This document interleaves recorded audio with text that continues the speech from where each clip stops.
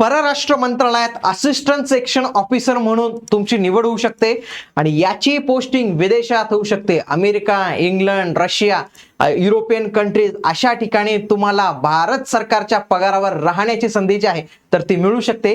मग याच्यासाठी परीक्षा कोणती द्यावी लागते, पात्रता काय असते, पगार किती मिळतो, निवड प्रक्रिया, प्रमोशन, कामाचे स्वरूप, कट ऑफ, या सर्व काही गोष्टींविषयी माहिती मी तुम्हाला आजच्या या व्हिडिओमध्ये सांगणार आहे. म्हणून तुम्ही हा व्हिडिओ जो आहे तर तो पूर्ण बघायचा आहे. आणि जर व्हिडिओ आवडला तर चॅनेलला नक्की सबस्क्राईब करा आणि व्हिडिओला लाईक करणं विसरू नका. आणि बघा, इथं जर तुम्हाला जायचं असेल तर त्याच्यासाठी SSC CGL 2026 ची परीक्षा द्यावी लागते. त्याची जाहिरात आलेली आहे आणि त्याच्यासाठीच आपली रेड PYQ बॅच जी आहे तर ती आपण लॉन्च केलेली. आणि या रेड PYQ बॅच ही 99 रुपयाची आहे, पण सध्या मी फक्त 1 रुपयात तुम्हाला ही बॅच प्रोव्हाइड करून देणार आहे. याच्यासाठी तुम्हाला इग्नाइट अकॅडमीचं ऍप्लिकेशन डाउनलोड करायचंय आणि ही 1 रुपयाची PYQ बॅच जॉईन करून घ्यायची. तुम्हाला जर वाटत असेल मला SSC मार्फत येणाऱ्या सर्व स्पर्धा परीक्षांसाठी तयारी करायची तर त्याची all in one recorded batch Marathi माध्यम मध्ये अवेलेबल आहे. ती पण इग्नाइट अकॅडमी ऍप्लिकेशन डाउनलोड करून तुम्ही जॉईन करू शकता. आता सगळ्यात आधी याचा पगार सांगून देतो, कारण की अल्टिमेटली पगार हा खूप इम्पॉर्टंट असतो प्रत्येकाच्या जीवनात. सॅलरी स्लिपच आहे आपल्याकडे जानेवारी 2026 ची. बघा, टोटल पगार 92,000 आणि हा 84,000 त्याला इन हँड इथं आलेला. हे दिल्लीचे बरं का. जर हेच तो बाहेर राहिला तर पगार किती वाढेल ते पण मी तुम्हाला जे आहे तर ते पुढे सांगतो. आता सगळ्यात आधी आपल्याला जे आहे तर याच्यासाठी कोणती परीक्षा द्यावी लागते, भरती कोणामार्फत होते, हा एक महत्वाचा प्रश्न.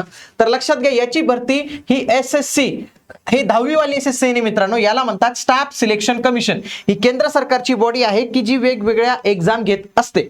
याच्यामध्येच एक एक्झाम येते, तिचं नाव आहे CGL, कंबाईन ग्रॅज्युएट लेवल. तर SSC CGL नावाची एक परीक्षा असते. त्या परीक्षेद्वारे तुम्ही असिस्टंट सेक्शन ऑफिसर बनतात परराष्ट्र मंत्रालयात. हे तुम्ही इथं लक्षात घ्या, परराष्ट्र मंत्रालयात तुम्ही हे बनतात.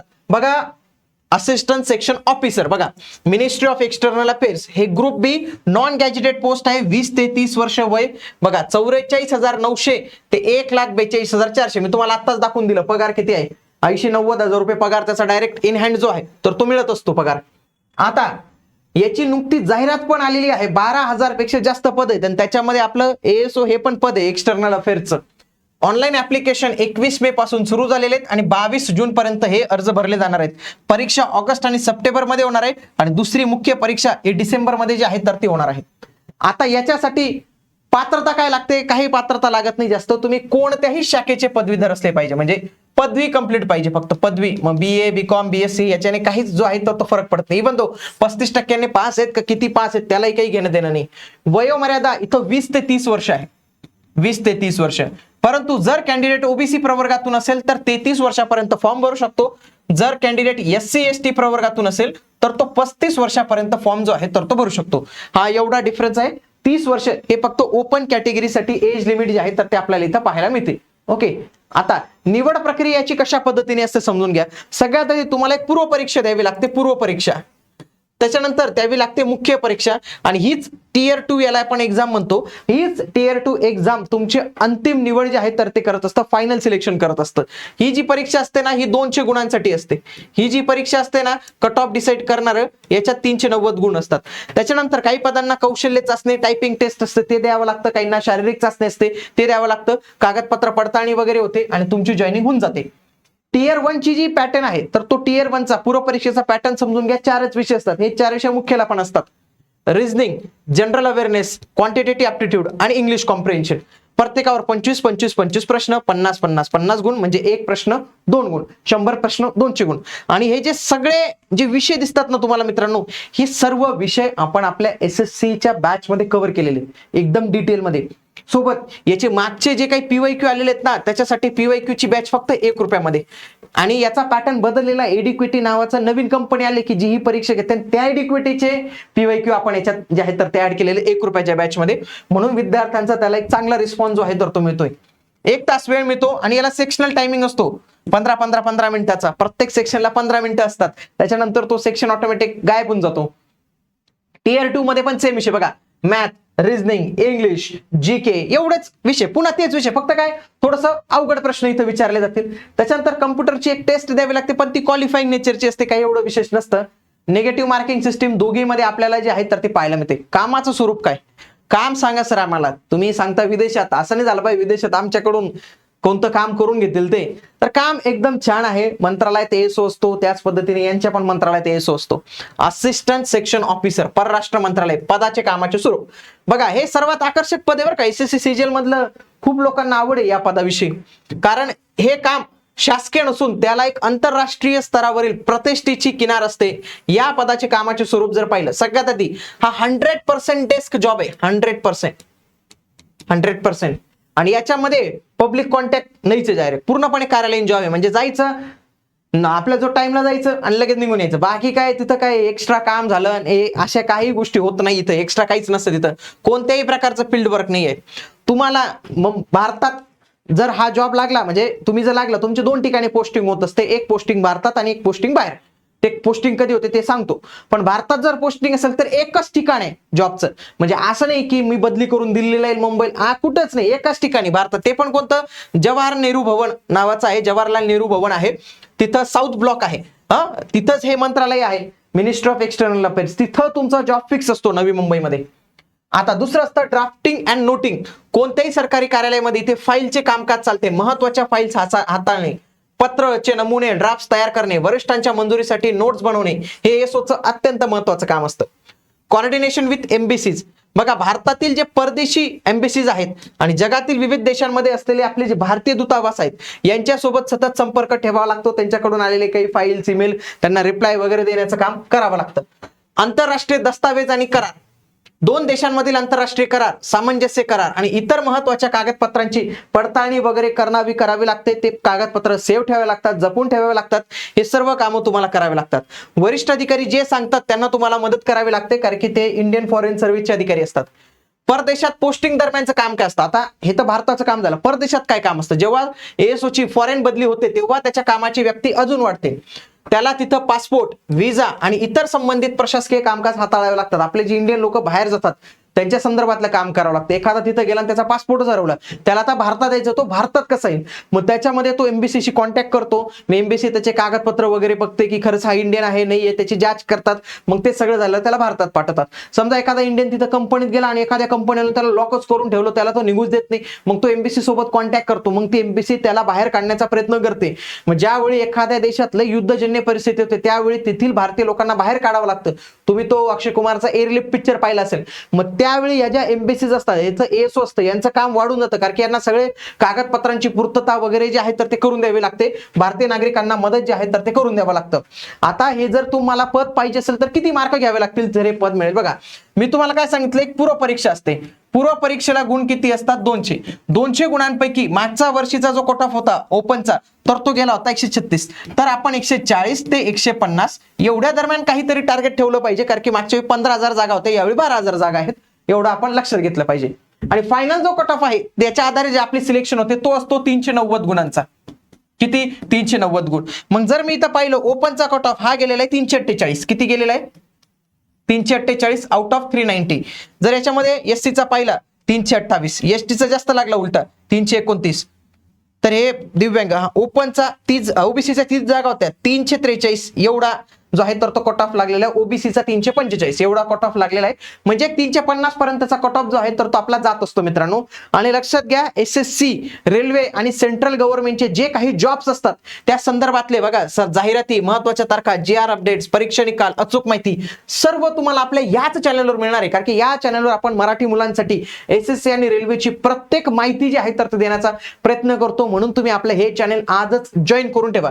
आता परदेशात पोस्टिंग होते तर काही सुविधा पण मिळतील ना आपल्याला, कारण की आपल्याला फॅमिली घेऊन जायचंय, मग त्यांचा खर्च, इथून पॅकिंग करून सामान घेऊन जायचं, मग त्यांना काय काय सुविधा मिळतात ते पाहूया. बघा एसओ हे पद आकर्षक म्हणजे विदेशी पोस्टिंग जे आहे तर ते तुम्हाला मिळते. आणि याच्यामध्ये लक्षात घ्या, पहिलं काय आहे, भरघोस विदेशी भत्ता, फॉरेन अलाउन्स मिळतो. कारण की फॉरेन मध्ये राहता ना तुम्ही, तर या परदेशात गेल्यावर मूळ जो पगार असतो त्या व्यतिरिक्त त्या देशातील महागाई आणि लाईफस्टाईल नुसार, म्हणजे तिथं राहणं फार महाग असेल तर तिथं त्या पद्धतीने दिलं जातं त्या. आणि हा जो भत्ता असतो हा पूर्णपणे टॅक्स फ्री असतो. याच्यावर काही गव्हर्नमेंट जे आहे तर टॅक्स लागत नाही. यामुळे अमेरिका, युरोपियन आणि जपान सारख्या देशात जेव्हा तुम्ही जातात तर त्यावेळी तुमचा पगार हा 2 ते 4 लाख पर्यंत पण जातो बरं का, म्हणजे लयच तुमचा पगार जो आहे तर तो तुम्हाला तिथं मिळत जातो.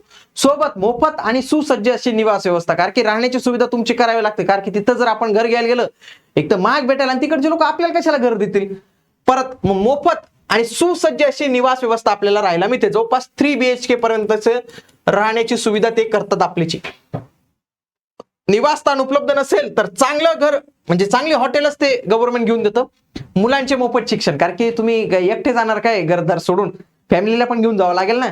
तर तुमच्या सोबत जे काही मुलं असतात 2 मुलांपर्यंत सरकार जबाबदारी घेते आणि त्यांना तिथलं जे नामांकित आणि हाय क्लास स्कूल असतं ना तिथं त्याचं शिक्षण मोफत असतं. किती फी लागो, लाखोचा खर्च भारत सरकार उचलते. म्हणून या जॉबमध्ये असतं. म्हणजे फायदा काय होतो माहिती का मित्रांनो या जॉबचा, तुम्हाला सिरियसली सांगतो. तुमचं ठीक आहे, तुम्हाला तिथं राहावं लागतं, 2 लाख पगार मिळतो, पण तुमच्या मुलांचं चांगलं होतं. म्हणजे तुम्हाला अमेरिकेसारख्या याच्यात जर पोस्टिंग मिळाली, लंडनमध्ये पोस्टिंग मिळाली, युरोपियन मध्ये मिळाली, तर त्या मुलांना युरोपच्या सगळ्यात चांगलं स्कूल ज्याची फी वर्षाला 1 कोटी जरी असेल ना तरी भारत सरकार ते तुम्हाला उपलब्ध करून देतं. म्हणजे मुलांचा खूप जबरदस्त फायदा जो आहे ना तर तो या पोस्टमध्ये आहे होत असतो. सोबत मेडिकल सुविधा फ्री असते बरं का, कारण की परदेशात मेडिकल लय महाग असतं. आपल्यासारखं तिथं काही सिव्हिलचा केस पेपर फाडायचा 5 रुपयाचा आणि सगळ्या टेस्ट आणि सगळ्या गोळ्या मोफत, असं काही तिथं सुविधा नसते जास्त. तिथं लय महाग असतात. तिथं मेडिकल बिल EMI ने भरावे लागतात, एवढे मेडिकल बिल येतात. तर त्यासाठी सगळं 100% मोफत कॅशलेस सुविधा. सोबत व्हाईट पासपोर्ट मिळतो, म्हणून तुम्हाला जर तिथं काही क्राईम केला तर तुम्हाला तिथले पोलीस पकडून निघून जात, तुम्हाला एम्बेसीला देतात आणि एम्बेसी भारतात तुम्हाला पाठवून देते. तर अशा पद्धतीने काम असतात. येण्या जाण्याचा सर्व मोफत आणि सामान जे काही तुम्ही घेऊन जातात तर त्याचा खर्च असतो. हवामानानुसार विशेष बघता, कारण की काही ठिकाणी इतकी थंड पडते तुम्हाला लय वेगवेगळे गॅजेट्स घ्यावे लागतात. जसं की रशिया, कॅनडा, युरोप सारख्या अति थंड प्रदेशात त्यावेळी आउटफिट अलाउन्स जो आहे तर तो तुम्हाला इथं दिला जातो. अनेक चांगल्या गोष्टी असतात. या सगळ्या काही गोष्टी, हे सगळे काही लाभ वाटल्या स्क्रीनशॉट काढून घ्या, अभ्यासात करताना लय कामात येणार आहे तुमचं. हा, पोस्टिंग कशी होते लक्षात घ्या. सुरुवातीला गेले ASO झाले मिनिस्ट्री ऑफ एक्सटर्नल अफेअर्स मध्ये, डायरेक्ट लगेच अमेरिकेला बदली असं नाही होत बरं का, असं नाही होत. सुरुवातीचे काही वर्ष जे आहे ना आपल्याला नवी दिल्ली इथे पोस्टिंग मिळते. सुरुवातीला आपल्याला समजून घ्यावं लागतं, जवळपास 2 ते 3 वर्ष आपल्याला नवी दिल्ली इथेच राहावं लागतं.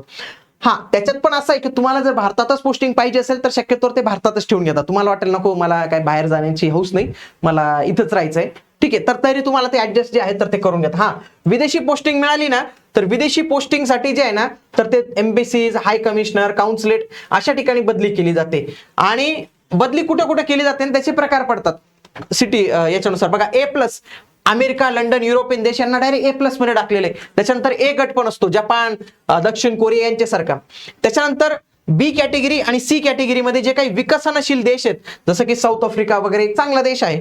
आणि त्याच्यानंतर हार्ड C असतं आणि हार्ड C लय जबरदस्त कंट्रीज जसं की अफगाणिस्तानला ड्युटी मिळाली, सिरियाला मिळाली, आफ्रिका देशांना मिळाली, युद्धजन्य परिस्थिती किंवा गल्फच्या एकदम उन्हात अनात एकदम ठिकाणी तुमची ड्युटी लागली तर त्याला हार्ड C म्हणतात. आणि यांच्यापैकी कोणती मिळते, शक्यतो नवीन उमेदवाराला पहिले हार्ड C देऊन टाकतात, त्याच्यामध्ये जोश राहतो आणि तो तिथे राहू पण शकतो, म्हणून त्याला ते देतात. मग हळूहळू तो B वर येतो, B नंतर हळूहळू C वर येतो, B वर येतो आणि मग तो त्याच्या शेवटच्या याच्यात जे आहे ना मस्त त्याला अमेरिका, लंडन इथं जे आहे चांगली ड्युटी जी आहे तर ती मिळून जाते. म्हणजे मुलं तुमचे जेव्हा हायर एज्युकेशनला जातात ना तर त्यावेळी याचा जबरदस्त फायदा जो आहे तर तो होऊन जातो.